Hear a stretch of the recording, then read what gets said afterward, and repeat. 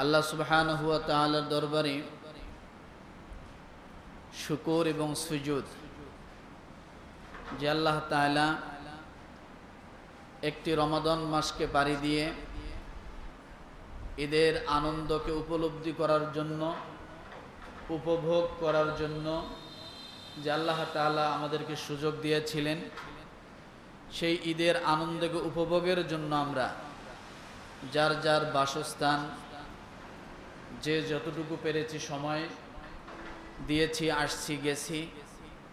তো আল্লাহ সুবহানাহু ওয়া তাআলা সে ঈদের আনন্দ মুহূর্তগুলো পাড়ি দিয়ে আবার যার যার কর্মসংস্থানে, ব্যবসায় এবং যার যার নিজ নিজ কাজে উপস্থিত করে দিলেন। শুকরিয়া আদায় করি, আলহামদুলিল্লাহ। এদের ভিতর থেকে যে সমস্ত ভাইরা আসার সুযোগ পাননি বিভিন্ন সমস্যার কারণে, আল্লাহ তাআলা তাদের সমস্ত সমস্যাগুলো সমাধান করে দেব। তার সঙ্গে যে সমস্ত ভাইরা আমাদের থেকে একেবারে চিরবিদায় নিয়ে চলে গেছে, আর আমাদের সাথে দেখা হবে না, এই দুনিয়ার জমিনে তারা আর ফিরে আসবে না, আল্লাহ তাআলা তাদের সকলকে জান্নাতবাসী বানায় দেখ, সকলে বলে আমিন। যারা অসুস্থ হয়েছে, আল্লাহ তাআলা তাদেরকেও যেন সুস্থতা দান করে। আপনারা ভালো আছেন? আলহামদুলিল্লাহ। আল্লাহ সুবহানাহু ওয়া তাআলা ভালো রেখেছেন। বেশ কিছুদিন থেকে আপনারা জানেন, দীর্ঘ ১.৫ বছরের উপরে আমাদের মুসলমানদের অঙ্গ, মুসলমানদের শরীরের অংশ, সেই ফিলিস্তিনের ভাইরা বিভিন্নভাবে নির্যাতিত, নিপীড়িত।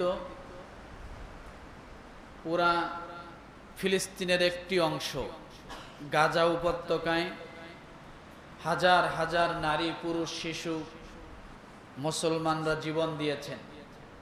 তাদের ঘরবাড়ি সবকিছু ধ্বংস হয়ে গেছে, একেবারেই মাটির সঙ্গে মিশে গেছে। তো আজকে মুসলিমদেরকে মারার জন্য বিভিন্ন রাষ্ট্র জালেমদেরকে সহযোগিতা করছে, কিন্তু মুসলিমদের পক্ষে কথা বলার তেমন কেউ নাই। আজকে মুসলিম যে সমস্ত দেশ আছে, রাষ্ট্র আছে, শাসক আছে, যাদের কিছু করার ক্ষমতা আছে, তারা মুনাফিকের হালত অবলম্বন করছে। কিসের হালত? তার মানে বোঝা গেল, মুসলমান ভেষ থাকলে, মুসলমান দেশ থাকলে, মুসলমান নামধারী থাকলেই প্রকৃতপক্ষে মুসলমান খুঁজে পাওয়া বর্তমান পৃথিবীতে খুব কষ্ট। হয়তো লম্বা জুব্বা থাকবে, পাঞ্জাবি থাকবে, মাথায় টুপি থাকবে, মুখে দাড়ি থাকবে, লাল রুমালটাও হয়তো বাদ যাবে না, কিন্তু তারপরও তাদের ভিতরে মুসলমানিত্বর কিছুই নাই। কারণ ওই রকম পাঞ্জাবি ইহুদিরাও পরে, খ্রিস্টানরা পরে, হিন্দুরাও পরে। হিন্দুদের মুখে দাঁড়িয়ে আছে, ইহুদিদের মুখে দাঁড়িয়ে আছে, আছে না নাই? ইহুদিদের মাথায় টুপি আছে, আছে না নাই? আছে। খ্রিস্টানদের মাথায়ও টুপি আছে। তো কথা হলো, দাড়ি, টুপি আর পাঞ্জাবি এটাই শুধু যে মুসলমানিত্বর পরিচয় বহন করে তা না। মুসলমানিত্বর পরিচয় হলো কলবের থেকে এবং তার শিষ্টাচার থেকে, তার আচার ব্যবহারের থেকে। যে জন্য আল্লাহ সুবহানাহু ওয়া তাআলা একটা আমাদেরকে ধারণা দিয়েছেন তার রসুলের মাধ্যমে, যে কাফের এবং মুসলিমের মধ্যে পার্থক্য হলো সালাত। কাফের এবং মুসলিমের পার্থক্য হলো সালাত। এখন বলবেন, হুজুর তারা তো নামাজ পড়ে, সালাত পড়ে, কিন্তু আসলে যে সালাতের কথা এখানে বলা হয়েছে ওই সালাত আমাদের হয় না, ওই সালাত আমাদের হয় না। এই নামাজটা শুধুই নামাজ না, এই নামাজটা অনেকগুলো অর্থ আছে। তো যাই হোক, যে কথা না বললে নয়, যে আজকে আমরা পরিচয় জানতে চাচ্ছি যে ফিলিস্তিন মুসলমান আর আমরা মুসলমান আমাদের সাথে ফিলিস্তিনের জমিনের সম্পর্কটা কি? বাংলাদেশের জমিনের সঙ্গে ফিলিস্তিনের জমিনের সম্পর্ক, কথা বলেন না। ঘুম শুরু, বসিয়ে কি ঘুম শুরু হয়ে গেছে নাকি? মাথা উঁচু করেন, মাথা নিচু করলেই ঘুম আসবে। বাংলাদেশের জমিনের সঙ্গে ফিলিস্তিনের জমিনের সম্পর্ক কি, আর ফিলিস্তিনের জমিনের সঙ্গে পুরো পৃথিবীর জমিনের সম্পর্কটা কি? জানলে কেমন হয়? জানলে কেমন হয়? ভালো হয়। সময় বেশি নষ্ট করব না। কিছু মানুষ আছে জানতে চায় না,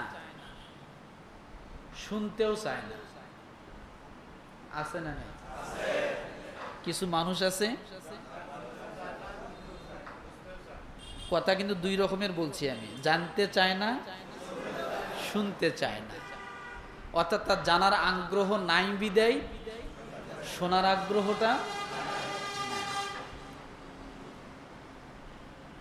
আসলে অনেক কথা থাকে, অনেক কথা বলারও থাকে, কিন্তু বলা যায় না। অনেক কথা থাকে, অনেক কথা বলারও থাকে, কিন্তু বলা যায় না। এই হলো বিষয়। যাই হোক, দেখি কতটুকু আমরা আগাইতে পারি। তাহলে আজকে আলোচনার বিষয় কি? ফিলিস্তিনের জমিনের সঙ্গে বাংলাদেশের জমিনের কি সম্পর্ক, ফিলিস্তিনের মানুষের সঙ্গে মুসলিমদের সঙ্গে বাংলাদেশের মুসলিমদের সঙ্গে কি সম্পর্ক, আর ফিলিস্তিনের জমিনের সঙ্গে পুরা দুনিয়ার পৃথিবীর জমিনের সঙ্গে কি সম্পর্ক। মনে থাকবে? আল্লাহ পাক রব্বুল আলামিন সূরা আরাফ, কোন সূরা? সূরা আরাফ 167 নম্বর আয়াত রব্বুল আলামিন ডাক দিয়ে বলেন, ওয়া ইয তাআযানা রাব্বুকা লায়াবআসান্না আলাইহিম ইলা ইয়াউমিল কিয়ামাতি মান ইয়াসুমুহুম সুআল আযাব ইন্না রাব্বাকা লাসারিউল ইকাবি ওয়া ইন্নাহু লাগফুরুর রহিম। কথা বলার মতো মানসিকতা আমার নাই আজকে। কি নাই? কথা বলার মতো মানসিকতা আমার নাই। খুব একটা ভালো কিছু হবে না আপাতত। আজকে ভালো কিছু আশা করার দরকার নাই। সব এলোমেলোই হবে। সব কি হবে? আমি বলবেন, হুজুর তাইলে কি আজকে লেখাপড়া করেন নাই? হ্যাঁ, লেখাপড়া করছি, সব গোছাই নিয়ে আসছি, পার্ট বাই পার্ট কি বলবো সবই আছে, কিন্তু ইমেজ নাই। কি নাই? ইমেজ নাই। বলে দিলাম আগে, কেন নাই সেটা বলবো, আরো পরে বলবো। কোন সূরা থেকে বলছি? কত নম্বর আয়াত? 167 নম্বর আয়াত। আল্লাহ তাআলা বলেন, যত কথা আল্লাহ তাআলা কোরআনুল কারিমে বলেছেন তার মধ্যে কিছু কথা খুব ঘটা করে আল্লাহ বলেছেন, আজান দিয়ে বলেছেন। কি দিয়ে বলেন তো? ওই অনেকে বলে না, ওরে আজান দিয়ে ধর। মানে কি? আজান দিতে কিন্তু অনেক শক্তি লাগে। আজান দিতে যে আজান দেয় সে জানে, ঠান্ডা দিনও শরীর গরম হয়ে যায়, শরীর ঘামে যে আজান দেয়। এটা কি জানেন আপনারা? জানেন না। আজান দিতে অনেক কষ্ট লাগে, কারণ নিঃশ্বাস অনেক লম্বা করে নিতে হয়, পুরা গলা মোটা হয়ে যায়, শরীরের অনেক শক্তির প্রয়োজন। দুর্বল মানুষ আজান দিলে দেখবেন, গ্রামগঞ্জে দুর্বল মুরব্বীরা আজান দেয়, হাঁটার শক্তি পায় না, কিন্তু আজান দেয়। ওই আজানগুলো দেখবেন কেমন হয়, ওই আজানে কোনো টেম্পার নেই, আছে ওই মানে শুধু আওয়াজটা বাইরে হচ্ছে। আজান দিতে অনেক কষ্ট। তো আল্লাহ সুবহানাহু ওয়া তাআলা এখানে আজান দিয়ে বলছেন, সুবহানাল্লাহ বলেন। কি দিয়ে বলছেন? আজান দিয়ে বলছেন। সুবহানাল্লাহ, সুবহানাল্লাহ বলেন। কি দিয়া? আজান দিয়ে বলছেন। ওয়াইদ তাআজ্জানা, আয়াতটা শুরুই হয়েছে ওয়াইজ তাআজ্জানা, মুআজ্জিন তাআজ্জান, তাআজ্জানা।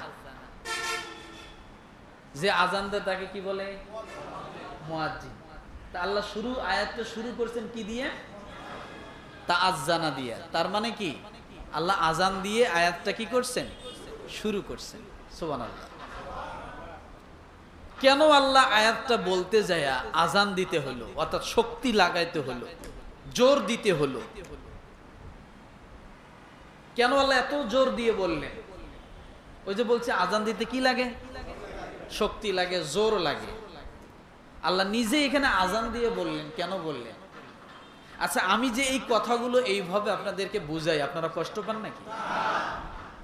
আর এইভাবে বুঝাইতে যায় হয়তো একটু সময়, অনেক সময় কি হয়, একটু বেশি লাগে, আপনারা অনেক বেজার হন। হ্যাঁ, তাহলে আল্লাহ কি বলছেন? আজান দিয়ে, শক্তি দিয়ে বলছেন। তাআজ্জানা রাব্বুকা, আল্লাহ বলেন সেই সময়ের কথা স্মরণ করো। যেমন আপনি পিতা সন্তানকে অনেক সময় রাগ করে বলে, তুমি আমার কথা মনে রাখো। বলেন কি বলেন? আস্তে বলে, ছেলে তুমি আমার কথা মনে রাখো, এইভাবে বলে। কিভাবে বলে? আমার কথা শোনো। যখন বলেন আপনি আমার কথা শোনো, তখন আস্তে বলেন না জোরে? আমি যা বলি শোনো। তার মানে কি? শক্তি লাগায়। আল্লাহ বলেন সেই সময়ের কথা স্মরণ করো, তার মানে তাগিদ দিয়ে বলছেন। এখানে কসমের ব্যাখ্যা আসছে, যে আল্লাহ কসম করে বলছেন। সুবহানাল্লাহ বলেন। কি করে বলছেন? কসম করে বলছেন, আমার কথা তোমরা স্মরণ করো। যখন তোমার প্রতিপালক ঘোষণা করলেন তিনি কিয়ামতের দিন পর্যন্ত, তিনি কিয়ামতের দিন পর্যন্ত তাদের উপর এমন লোক আবির্ভাব করবেন, তাদের উপর এমন লোক পাঠাবেন যে তারা সব সময় ওই সমস্ত লোকদের উপর কর্তৃত্ব করবে। কি করবে? খবরদারি করবে। এখন খবরদারি করবে কারা আর কাদের উপর খবরদারি করবে? আল্লাহ কাদের কথা বলছেন? এই সূরা আরাফের 166 নম্বর আয়াতে আল্লাহ সুবহানাহু ওয়া তাআলা ইহুদিদের কথা বলছেন। কার কথা? ইহুদিদের উপরে আল্লাহ কর্তৃত্ব দান করবেন মুসলমানদেরকে। হয়তো বর্তমান প্রেক্ষাপট দেখে আপনি মনে করবেন আপনার বিশ্বাস হবে না, আর বিশ্বাস না হওয়ারই কথা। কারণ আপনি তো চোখ দিয়ে দেখতেছেন, কান দিয়ে সব সময় শুনতেছেন, বিবেক দিয়ে বুঝতেছেন, মাথার মগজ কাজে লাগাচ্ছেন, যার কারণে আপনার বর্তমান প্রেক্ষাপট দেখলে আর কোরআনের আয়াতের কথা আপনি লক্ষ্য করলে দুইটা দুই দিকে সাংঘর্ষিক। আল্লাহ কোরআনে বলছেন সেই সময়ের কথা স্মরণ করো যখন তোমার প্রতিপালক ঘোষণা করলেন তিনি কিয়ামতের দিন পর্যন্ত তাদের উপর এমন লোকদেরকে কর্তৃত্ব দান করতে থাকবেন যারা তাদেরকে নিকৃষ্ট রকমের শাস্তি দিবে। এখন আল্লাহ এই কথা বললেন, আর আমরা দেখতেছি ইহুদিরাই মুসলমানদেরকে শাস্তি দিচ্ছে। কথা বোঝেন নাই মনে হয়? তাহলে আল্লাহ যে কথা বললেন যে ইহুদিদেরকে মুসলমানরা শাস্তি দিবে, আর এখন আমরা দেখতেছি ইহুদিরা মুসলমানদেরকে শাস্তি দিচ্ছে। তাহলে আল্লাহ বলেছেন আর আমরা বাস্তব দেখতেছি, কথা দুই রকমের হয়ে গেল, তাই না? আমি সামনে আসব। এরপরে আল্লাহ বলেন নিশ্চয় তোমার প্রতিপালক দ্রুত শাস্তি দানকারী। নিশ্চয় তোমার প্রতিপালক দ্রুত শাস্তি দানকারী এবং নিশ্চয় তিনি অতি ক্ষমাশীল পরম দয়ালু।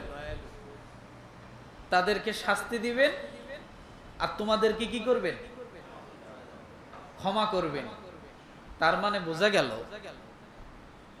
যে আল্লাহ সুবহানাহু ওয়া তাআলা এই আয়াতের শেষের অংশে যদি আপনি তাকান তাহলে পুরো আয়াতটার মূল বিষয়টা বোঝা হয়ে যাবে, তাহলে আর দ্বিমত থাকবে না।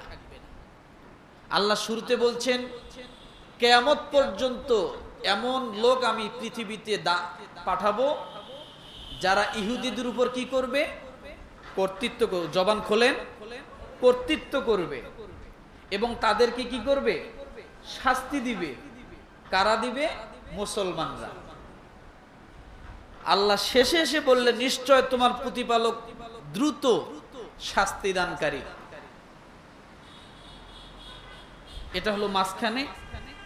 এরপর আল্লাহ বলেন নিশ্চয় তিনি ক্ষমাশীল অতি দয়ালু।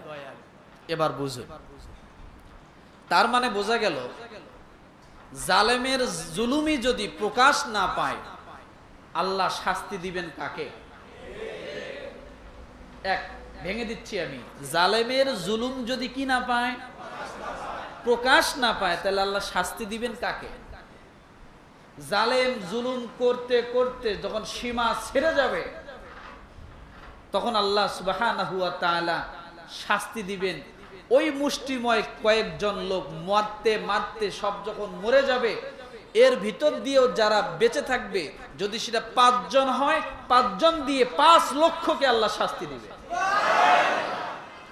আল্লাহ এজন্য বলছেন ওয়া ইন্নাহু লাগফুরুর রহিম। তখন আল্লাহ তোমাদেরকে ক্ষমা করবেন। ক্ষমা করবেন মানে তোমাদেরকে বিজয়ী দান করবেন। ক্ষমা করবেন মানে বিজয়ী দান করবেন।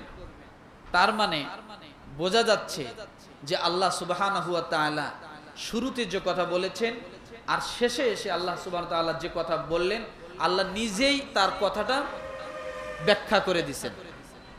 কথাটা কি বুঝতে পারছি? এক, কোন সূরা? কত নম্বর আয়াত? তার মানে বোঝা গেল কিয়ামত পর্যন্ত এরা কি হবে? ইহুদিরা কি হবে? লাঞ্ছিত হবে। কেবল শুরু, এখন মধ্যম পন্থায় আছে। কারণ এই যুদ্ধটা কিসের জন্য এটা আগে বোঝেন। এই যে যুদ্ধ চলছে গাজা উপত্যকায়, এই যুদ্ধটা কেন চলছে? এই যুদ্ধ এখন থেকে না, এই যুদ্ধ দুনিয়া সৃষ্টির লগ্নর পর থেকে, মানব জাতি যখন দুনিয়ার জমিনে আসছে তারপর থেকে যুদ্ধ চলে আসতেছে, যুদ্ধ চলতেই থাকবে। যুদ্ধ কি হবে? কথা বলেন। চলতেই থাকবে। এখন এই যুদ্ধটা কেন? যুদ্ধটা এই জন্য, বর্তমান গাজা উপত্যকায় কি আছে বলেন তো? বাইতুল মুকাদ্দাস, মসজিদুল আকসা। এই মসজিদুল আকসাকে ঘিরে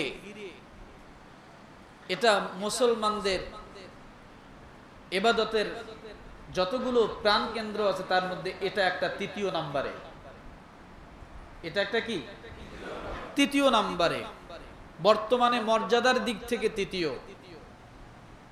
হিজরতের আগ পর্যন্ত মর্যাদার দিক থেকে ছিল 2য়। হিজরতের আগ পর্যন্ত মর্যাদার দিক থেকে ছিল 2য়। হিজরতের পরে মর্যাদার দিক থেকে হয়ে গেছে 3য়। এখন কথা হলো যুদ্ধ করতেছে কারা? তারা কি জানে না যে আমরাকে মরতে হবে? কথা বলেন। মাইরা সাফ করতেছে, তারপরও কি তারা থেমে আছে? ঘর বাড়ি কিচ্ছু নাই, পুরা মরুভূমির মতো হয়ে গেছে গাজা উপত্যকায়, তারপরও কিন্তু তারা থেমে নাই। তাহলে তারা টাকা পাইয়ে যুদ্ধ করতেছে, বিশাল সম্পদের লোভে যুদ্ধ করতেছে। কেন যুদ্ধ করে? তার এই পবিত্র ভূমি, আল্লাহ তাআলার পবিত্র ভূমিকে রক্ষার জন্য, আল্লাহ তাআলা পবিত্র ঘর বাইতুল মাকদাসকে রক্ষার জন্যই তারা যুদ্ধ করে আসতেছে। নিজ দেশ স্বাধীনের জন্য না, নিজের দেশ স্বাধীনের জন্য না, তাদের যুদ্ধটা হচ্ছে আল্লাহর ঘর পবিত্র মসজিদ বাইতুল মুকাদ্দাস, সেখানে উপস্থিত এই পবিত্র জমি পবিত্র মসজিদকে কেন্দ্র করে তারা বছরের পর বছর যুদ্ধ করে আসতেছে। কিন্তু আমাদের দেশের অনেক ভাইরা এটার বিরোধিতা করে। ভালো ভালো ডিগ্রিধারী লোকেরা বিরোধিতা করে। দুঃখ লাগে, এ কথাগুলো বলতে গেলে ভরা মুসল্লির সামনে বলা লাগতো আমার, তাহলে জিনিসটা ক্লিয়ার হতো। আপনি জানেন না এই বাইতুল মুকাদ্দাসকে ঘিরে রাসূল সাল্লাল্লাহু আলাইহি ওয়াসাল্লামের সাথে সম্পর্ক প্রায় 4 বার হয়েছে। কয়বার? 4 বার। বুঝুন, কোথায় ফিলিস্তিন, কোথায় মক্কা মদিনা। কিন্তু রাসূল সাল্লাল্লাহু আলাইহি ওয়াসাল্লামের সঙ্গে সম্পর্ক এই বাইতুল মুকাদ্দাসকে ঘিরে কয়বার? 4 বার। প্রথম যখন এই বাইতুল মুকাদ্দাস মসজিদকে ঘিরে যখন রাসূলের সাথে সম্পর্কটা কেমন ছিল দেখেন, আমি ভেঙে ভেঙে বলছি। প্রথম পারস্যরা যখন পারস্যদের হাত থেকে বাইতুল মুকাদ্দাসকে দখল করে নেয় অগ্নিপূজকরা, মুশরিকরা। কারা? মুশরিকরা, অগ্নিপূজক। তখন ওই মদিনার জমিনে সাহাবায়ে কেরাম বসে আছে। সেই সময় মক্কা মদিনার আরবের মুশরিকরা খুব খুশি হলো। কি হলো? কেন খুশি? অগ্নিপূজকরা কি করছে? পারস্যদের কাছ থেকে বাইতুল মুকাদ্দাসকে দখলে নিয়ে নিজেদের শয়তানি যখন বাইতুল মুকাদ্দাসে ঢোকানোর জন্য তারা সমস্ত পথ প্রশস্ত হয়ে গেল, তখন তারা কি করলো? মক্কার মুশরিকরা কি খুশি না বেজার? কেন? তাদের সহপাঠীরা, তাদের সাথে যাদের সম্পর্ক, ওরাও মুশরিক, ওরাও অগ্নিপূজক, এরাও অগ্নিপূজক। অগ্নিপূজকদের হাতে যখন বাইতুল মুকাদ্দাস চলে গেল, তখন কাফের মুশরিকরা, মক্কার সেই অগ্নিপূজকরা, মুশরিকরা খুব খুশি হলো। পুরা মক্কার মধ্যে তারা হাসা শুরু করলো, খুশিতে আনন্দ উদযাপন করা শুরু করলো। সেই সময় মদিনার সাহাবায়ে কেরাম মনক্ষুণ্ণ হয়ে, কষ্ট পেয়ে তারা চুপ করে রাসূলের সামনে মাথা নিচু করে বসে থাকলো, মনে কষ্ট নিয়ে। আচ্ছা বলেন, এই জেরুজালেমের মধ্যে অগ্নিপূজকরা বাইতুল মুকাদ্দাস দখল করে, অথচ আরবের মক্কা মদিনার মুশরিকরা কি হয়? আর মুসলমানরা কি হয়? কথা বলে না? মুসলমানরা কষ্ট পায়, রাসূলের সামনে এসে চোখের পানি ফেলায়। কিছুদিন পরে আবার এই অগ্নিপূজকদের কাছ থেকে আবার যুদ্ধ করে যখন বাইতুল মুকাদ্দাসকে উদ্ধার করে খ্রিস্টানরা। কারা? কথা বলেন, জোরে বলেন। বাইতুল মুকাদ্দাসকে উদ্ধার করে খ্রিস্টানরা। কাদের কাছ থেকে উদ্ধার করলো? ইহুদিদের কাছ থেকে, অগ্নিপূজকদের কাছ থেকে। অগ্নিপূজকদের কাছ থেকে উদ্ধার করলো। যখন এই মদিনার সাহাবায়ে কেরাম যখন শুনলেন যে খ্রিস্টানরা বাইতুল মুকাদ্দাসকে উদ্ধার করেছে, তখন রাসূল সাল্লাল্লাহু আলাইহি ওয়াসাল্লাম সহ সমস্ত সাহাবায়ে কেরাম খুশিতে আত্মহারা হয়ে গেলেন। কি হয়ে গেলেন? প্রথম কি পেয়েছিলেন? কারা নেওয়াতে? মুশরিকরা নেওয়াতে। এখন খুশি হলেন কারা নেওয়াতে? খ্রিস্টানরা, কারণ তারা আহলে কিতাব। তারা কি? কারণ তারা মুশরিকদের মতো এত কঠোর ছিল না। কঠোর ছিল কিন্তু এত ছিল না। তখন রাসূল সাল্লাল্লাহু আলাইহি ওয়াসাল্লাম এবং সাহাবায়ে কেরাম খুশি হলেন। যে কথা আল্লাহ সুবহানাহু ওয়া তাআলা সূরা রুমের মধ্যে বলেছেন, গুলিবাতির রুম ফি আদনাল আরদি ওয়া হুম মিন বাদি গালাবিহিম সায়াগলিবুন। সূরা রোমের 2 নম্বর আয়াত, প্রথম আলিফ লাম মিম গুলিবাতির রুম। এই গুলিবাতির রুম সম্পর্কে আল্লাহ তাআলা তখন রাসূলকে জানায় দিলেন। রাসূল খুশি হয়ে গেলেন, সুবহানাল্লাহ বলেন।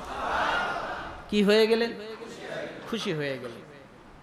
তাহলে বোঝা গেল রাসূলুল্লাহ সাল্লাল্লাহু আলাইহি সাল্লাম তার জীবদ্দশায় সেই জেরুজালেমের বাইতুল মুকাদ্দাসের সঙ্গে তার একটা সম্পর্ক ছিল বিদায় এক সময় কষ্ট পেলেন, আবার এক সময় কি খুশি হলেন। তার মানে এখান থেকে বোঝা গেল জেরুজালেমের সঙ্গে আমার রাসূলের এবং সাহাবায়ে কেরামের মুসলমানের সঙ্গে একটা সম্পর্ক ছিল। যখন হাতছাড়া হয়ে যায় কষ্ট পায়, যখন আবার হাতের মধ্যে চলে আসে তখন কি হয়? খুশি হয়, যদিও হাজার হাজার মাইল দূরে। তাহলে বোঝা গেল রাসূলুল্লাহ সাল্লাল্লাহু আলাইহি ওয়াসাল্লামের সাথে বাইতুল মুকাদ্দাসের কি আছে? সম্পর্ক আছে। এক। দ্বিতীয় নম্বরে আল্লাহ সুবহানাহু ওয়া তাআলা সূরা বনি ইসরাঈলের প্রথম নম্বর আয়াত, সুবহানাল্লাযী আসরা বিআবদিহি লাইলাম মিনাল মাসজিদিল হারামি ইলাল মাসজিদিল আকসা। কোন সূরা? সূরা বনি ইসরাঈল। আর খুশির সংবাদ আল্লাহ কোন সূরা দিয়েছিলেন? সূরা রোমের কত নম্বর আয়াত? দ্বিতীয়, অর্থাৎ শুরুতেই। দ্বিতীয় নম্বরে রাসূলের সঙ্গে বাইতুল মুকাদ্দাসের সম্পর্কটা কি? আল্লাহ তাআলা সূরা বনি ইসরাঈলের প্রথম নম্বর আয়াতে বলেন, সুবহানাল্লাযী আসরা বিআবদিহি লাইলাম মিনাল মাসজিদিল হারাম ইলাল মাসজিদিল আকসা। আমি মসজিদুল হারাম থেকে মসজিদুল আকসা পর্যন্ত আমার রাসূলকে আমি আল্লাহ তাআলা ভ্রমণ করিয়েছি। কি করেছি? তাহলে বোঝা গেল রাসূলকে আল্লাহ মসজিদুল হারাম থেকে মসজিদুল আকসা ভ্রমণ করার মানেই হলো রাসূল আপনি মসজিদুল আকসা থেকে আলাদা নন। মুসলমানরা মসজিদুল আকসা থেকে কি না? জোরে বলেন। ঘুমাবেন না। বিষয় গেল কয়টা? কারণ রাসূল সাল্লাল্লাহু আলাইহি সাল্লাম সাইয়্যিদুল মুরসালিন, ইমামুল মুরসালিন, যে তিনি এই উপাধি পাইলেন কোথায়? মক্কায় বসে? মদিনায় বসে? নো, সাইয়্যিদুল মুরসালিন, ইমামুল মুরসালিন, এই উপাধি আল্লাহ তাআলা তাকে দিয়েছেন মসজিদুল আকসায় বসে। কোথায় বসে? কারণ মসজিদুল আকসার ভিতরে পৃথিবীর জমিনে আদম আলাইহিস সালাম থেকে নিয়ে শুরু করে আমাদের রাসূল পর্যন্ত যত নবী আসছেন সমস্ত নবীদেরকে নিয়ে আমার রাসূল ইমামতি করেছেন, যার কারণে ইমামুল মুরসালিন হয়েছেন। আর এই ইমামতি কোন মসজিদে করছেন? কাবা ঘরে, মসজিদে নববীতে, মক্কায়, মদিনায়, কোথায়? এই ফিলিস্তিনে। কোথায়? এই ফিলিস্তিনে। যখন তিনি সমস্ত নবীদেরকে মুসল্লি বানায় নিজে ইমাম হয়ে নামাজ পড়লেন, তখন তিনি হলেন ইমামুল মুরসালিন, সমস্ত রাসূলদের ইমাম, নবীদের ইমাম। তাহলে বোঝা গেল আমার রাসূলের সঙ্গে মসজিদুল আকসার সম্পর্ক আছে না নাই? কেমন সম্পর্ক? আল্লাহ তাআলা সমস্ত নবীদের নেতা যে তাকে বানাইবেন, এই উপাধি, এই সার্টিফিকেট, এই নমিনেশন আল্লাহ মসজিদুল আকসায় নিয়ে যায় দিয়েছেন। মক্কায় দেন নাই, মদিনায়ও দেন নাই।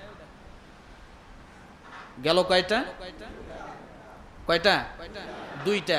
একটা ইসরা করেছেন, আর একটা কি করেছেন?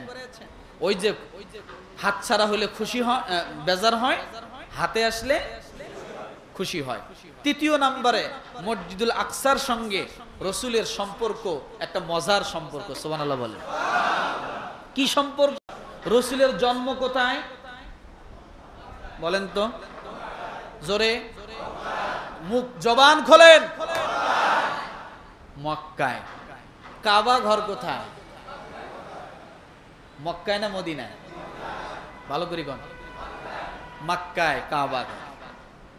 রাসূলের জন্ম হয়েছে কাবা ঘরের একেবারে নিকটবর্তী।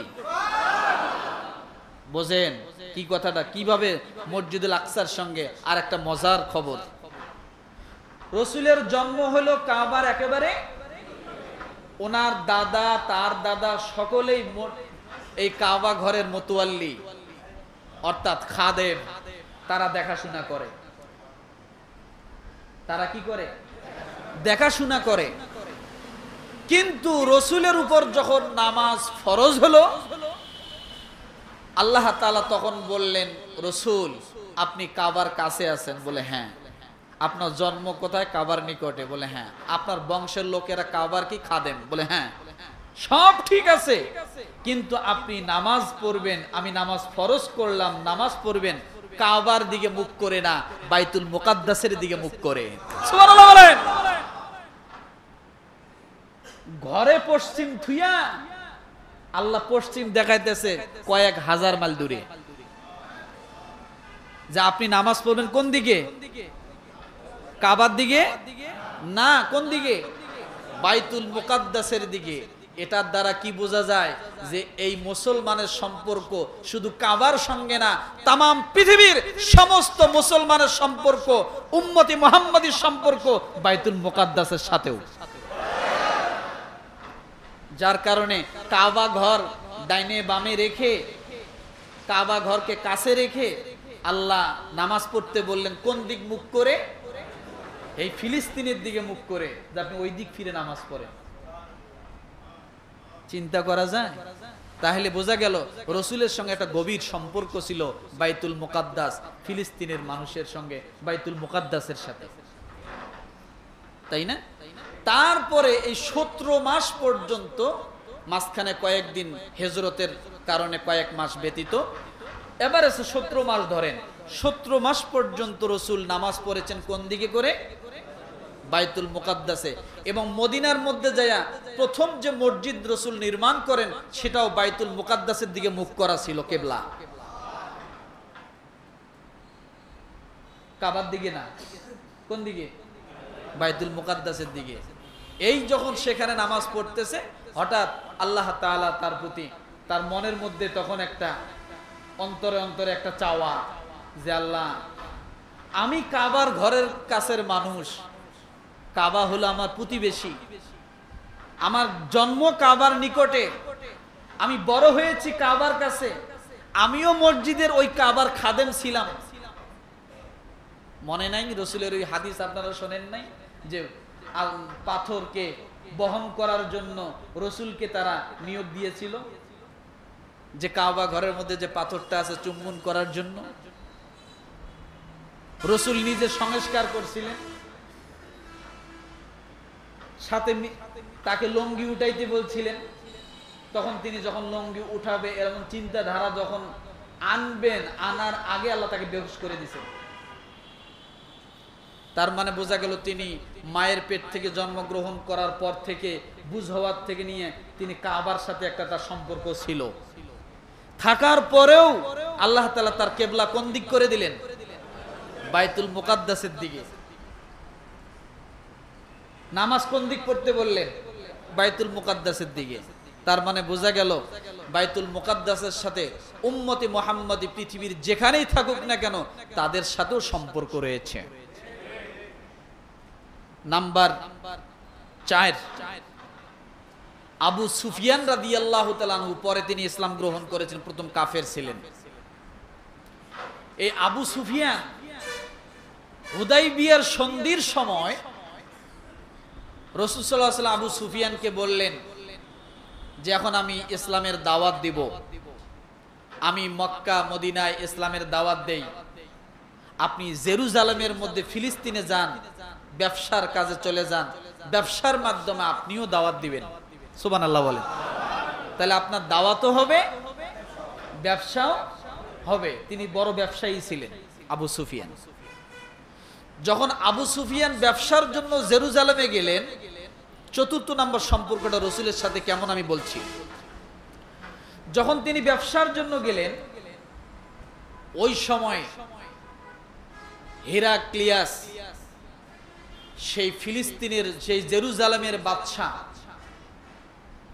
হঠাৎ তিনি স্বপ্ন দেখলেন যে তুমি তো ঘুমিয়ে আছো, তোমার দেশে আরবের কিছু খাতনা করা, মুসলমানি করা কিছু লোক প্রবেশ করেছে, এই লোকগুলো অচিরেই তোমার এই জেরুজালেমকে তারা দখলে নিয়ে যাবে। কি করবে? সেই লোকের পরিচয় কি দিল বলেন তো? খাতনা করা। কি করা? মুসলমানি করা। এমন লোক তোমার দেশে প্রবেশ করেছে যে খাতনা করা। এরা এমন একটা সময় আসবে তোমার এ দেশকে তারা দখল করে নেবে, তাদের আয়ত্তে চলে যাবে। হিরাক্লিয়াস যখন ঘুম থেকে জাগনা পেয়ে আশ্চর্য হয়ে গেলেন, তারা কারা এ দেশে প্রবেশ করেছে। তখন যারা স্বপ্নের ব্যাখ্যা দেয় তাদেরকে ডাক দিলেন। তারা তখন বললেন যে বাদশাহ হিরাক্লিয়াস, আপনি ঠিকই দেখেছেন স্বপ্ন। আপনার এই জেরুজালেমে, বর্তমানে এই ফিলিস্তিনে, এই শামে আরবের কিছু লোকেরা প্রবেশ করেছে। আমি তাওরাতে পেয়েছি তারা এই খাতনা করা লোকগুলাই এক সময় জেরুজালেম দখল করবে, তারা এ দেশ শাসন করবে। তখন খোঁজ করা শুরু করলো আরবের থেকে কারা আসছে জেরুজালেমে। তখন খুঁজতে খুঁজতে পেয়ে গেল আবু সুফিয়ান রাদিয়াল্লাহু তাআলা আনহুকে।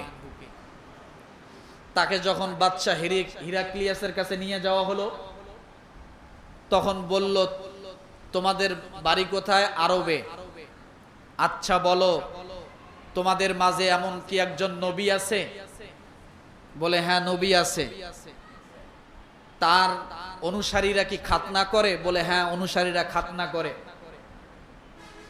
মানে তিনি কয়েকটা প্রশ্ন করলেন আবু সুফিয়ানকে, কারণ তার কিছু বিষয় জানা ছিল। ওই প্রশ্নের উত্তরগুলো যদি সঠিক হয় তাহলে হিরাক্লিয়াসও জানে যে আমার বেশি দিন আর এই সিংহাসন থাকবে না। এক নাম্বার প্রশ্ন করলেন, আচ্ছা বলো তো, তোমাদের ওখানে যে ব্যক্তি নবী দাবি করে তার বংশে বর্তমান বা কিছুদিন আগে কোন নবী ছিল? তার বাপদাদার মধ্যে কেউ নবী ছিল? তার বংশের মধ্যে কেউ নবী ছিল? আবু সুফিয়ান বললেন, না, তার বংশে কোনো নবী ছিল না। তার বংশে কোনো নবী ছিল না, তার বাপদাদার ভিতরে কেউ নবী ছিল না। এক নাম্বার উত্তর সে পেয়ে গেল, কারণ সে জানে এমন একজন নবী আসবে তার বাপদাদার ভিতরে কেউ নবী থাকবে না। তো বলতেছে, তোমরা যে খাতনা করো, এই খাতনা কোথায় পেলে? তখন বলল যে আমরা ইব্রাহিম আলাইহিস সালামের সন্তান, তিনি বসবাস করতেন মক্কায়, তার নাম হলো ইসমাইল আলাইহিস সালাম। ইব্রাহিম আলাইহিস সালাম খাতনা করেছেন, তার ছেলে ইসমাইল আলাইহিস সালামের খাতনা করিয়েছেন। আর ওই ইসমাইল আলাইহিস সালামের বংশের ভিতর থেকে একমাত্র একজন নবী আসবে, তার নাম হলো মুহাম্মদুর রাসূলুল্লাহ সাল্লাল্লাহু আলাইহি সাল্লাম। তিনি এই খাতনা তার উম্মতদেরকে করতে বলেছেন। হিরাক্লিয়াস উত্তর পেয়ে গেলেন, কারণ তার জানা আছে, কারণ এই মুহাম্মদের সাল্লাল্লাহু আলাইহি সাল্লামের থেকে নিয়ে ইসমাইল আলাইহিস সালামের মাঝখানে কোনো নবী থাকবে না, আসবে না। আর ইসমাইল আলাইহিস সালাম হলেন খাতনাকৃত, তাই তিনিও খাতনাকৃত হয়ে দুনিয়া আসবেন এবং তার উম্মতদের উপরে এই সুন্নতটাই বর্তাবে, তারাও খাতনা করবে। তার মানে বুঝতে বাকি থাকলো না যে মুহাম্মদ সাল্লাল্লাহু আলাইহি সাল্লাম সত্যিকার একজন নবী, যে নবীর অপেক্ষায় হিরাক্লিয়াস ছিল। তখন বললেন, আমি বুঝতে পেরেছি তোমাদের নবী মুহাম্মদ সাল্লাল্লাহু আলাইহি সাল্লাম, আমার আর বুঝতে বাকি থাকলো না। তবে আমি এতটুকু জানি যে এই জেরুজালেম আর আমাদের হাতে বেশি দিন থাকবে না, মুহাম্মদের অনুসারীদের হাতেই চলে যাবে। তাহলে বোঝা গেল চতুর্থ নাম্বার মসজিদুল আকসা থেকে যেটা বুঝতে পারি, রাসূল সাল্লাল্লাহু আলাইহি ওয়াসাল্লামের সঙ্গে ভবিষ্যৎবাণীও তাওরাতের মধ্যে, ইনজিলের মধ্যে তারা আগেই পেয়েছিল যে তার সঙ্গে মসজিদুল আকসার একটা কি হবে, সম্পর্ক থাকবে। এরপরে পঞ্চম নাম্বার, আপনি খেয়াল করে দেখবেন মোতার যুদ্ধ হয়েছিল রাসূলের উপস্থিতিতে। এই মোতার যুদ্ধ এই মসজিদুল আকসাকে কেন্দ্র করেই হয়েছিল।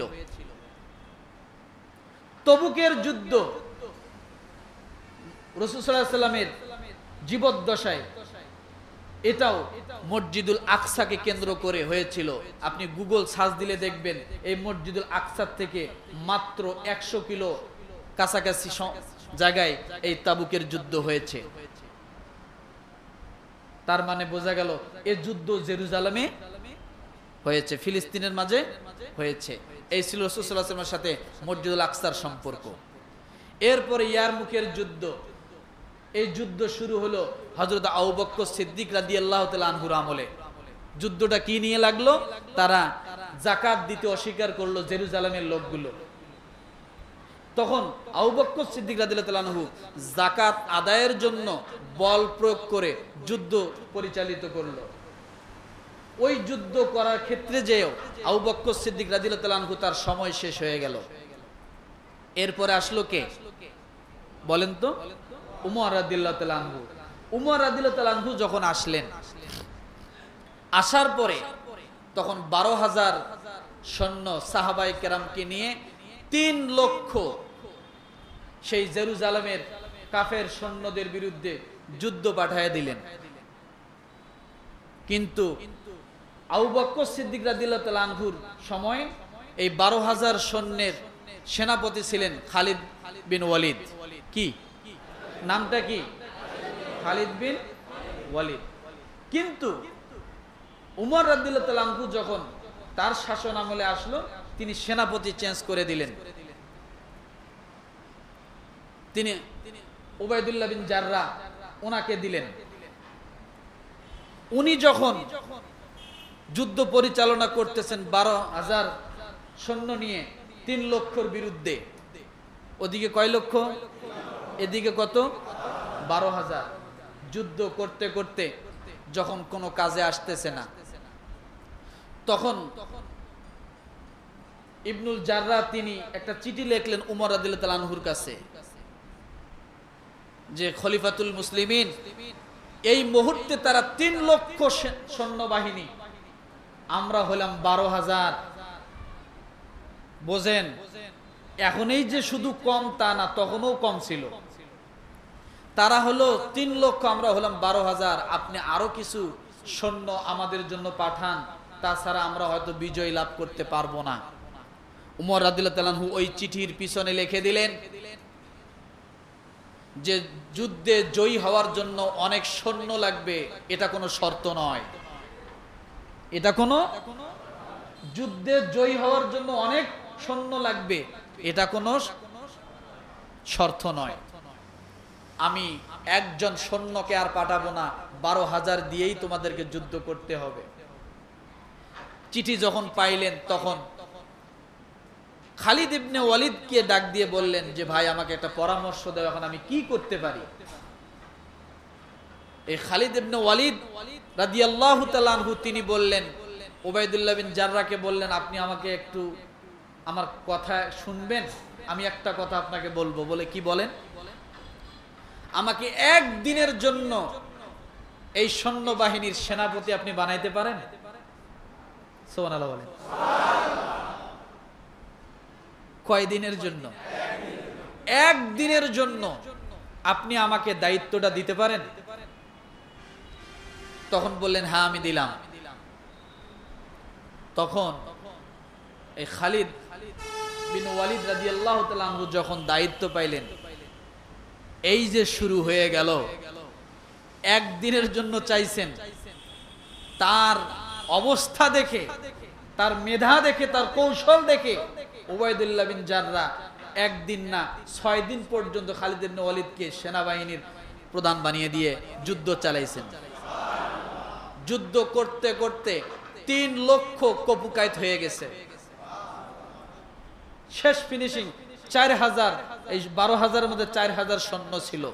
একবারে বাইতুল মুকাদ্দাস বিজয় করে এরপর বাইতুল মুকাদ্দাসের ভিতরে ঢুকে গেছেন। আছে কত? ওদিকে সব কি পলাইছে, সাপ পুরা বিজয় লাভ করলো। এরপরে বাইতুল মুকাদ্দাসে যখন ঢুকলেন, ঢুকে দেখে বাইতুল মুকাদ্দাসের চাবি ওই ইহুদির হাতেই রয়েছে। খাদেম যে আছে ভিতরে বসে বসে আছে, ওনার কাছে যা চাবি চাইলেন, উবাইদুল্লাহ ইবনে জাররাহ যা বললেন, চাবি দাও বাইতুল মুকাদ্দাসের। বলল, আপনি কে? বলে, আমি এই যুদ্ধের সেনাপতি। আপনার নাম কি? বলে, অমুক। বলে, আপনাকে চাবি দেওয়ার অনুমতি আমার নাই। সুবহানাল্লাহ বলেন। আপনাকে চাবি দেওয়ার অনুমতি আমি এ পর্যন্ত আমার অভিজ্ঞতায় নাই, আমার জ্ঞানে নাই। দেখেন তাহলে কে আছে যে তোমাদের আমিরুল মুমিনিন কে? বলে, তার নাম উমর ইবনুল খাত্তাব।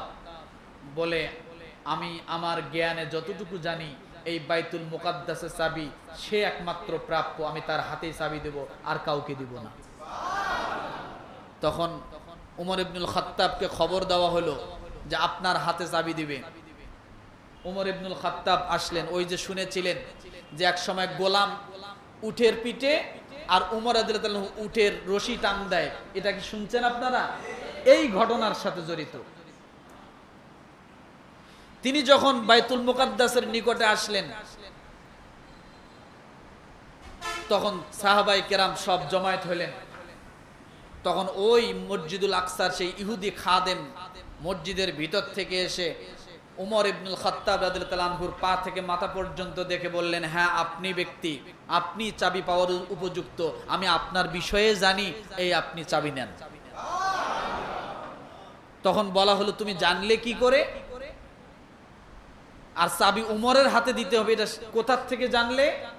তখন বলেছে যে আমি তাওরাতের মধ্যে ভবিষ্যৎবাণী জেনেছি যে আপনার হাতে বাইতুল মুকাদ্দাসের চাবি যাবে, তাই আমি আপনাকে ছাড়া অন্য কাউকে চাবির আমানত আমি দিতে পারি না, আপনাকে দিয়ে দিলাম। তো কথা হলো, যুগ যুগ ধরে এই বাইতুল মুকাদ্দাস মুসলমানদের। কাদের বলেন তো? কাদের? যতটুকু জানলেন বাইতুল মুকাদ্দাস কাদের? মুসলমানদের। কিন্তু সাময়িক সময় যা দেখতেছেন, এটা দুনিয়া প্রায় শেষ প্রান্তে এসে গেছে, বিদায় এগুলো হচ্ছে, এভাবেই হবে, কিন্তু বিজয় মুসলমানদেরই হবে নিশ্চিত ইনশাআল্লাহ।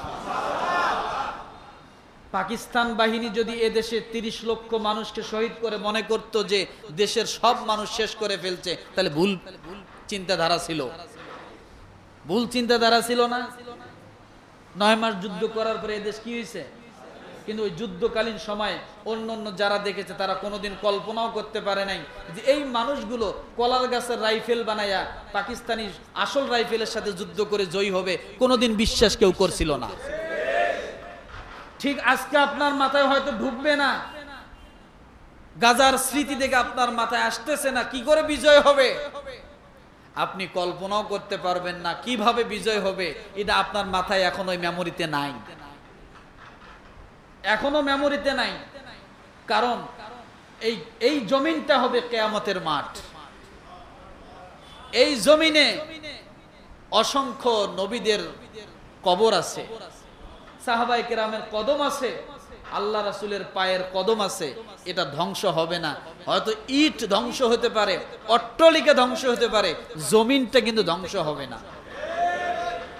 ওই জমিন মুসলমানের। এ জমিন কার? মুসলমানের। কষ্ট পাইলেন আপনারা? সময় একটু বেশি গেল।